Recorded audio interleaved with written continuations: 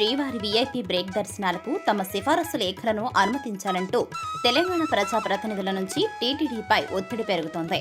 Covid టైంలో రద్దయిన కోటాను పునరుద్ధరించాలని వారు కోరుతున్నారు.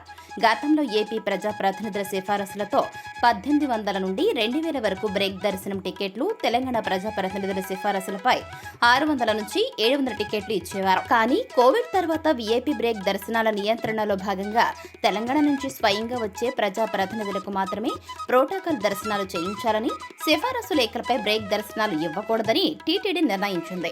4 ఏళ్లుగా అదే విధానం కొనసాగుతోంది. అయితే తాజాగా తెలంగాణ, ఏపీలో కొత్త ప్రభుత్వాలు వచ్చాక తెలంగాణ ప్రజాప్రతినిధుల నుంచి టీటీడీ అధికారులపై ఒత్తిడి పెరిగింది.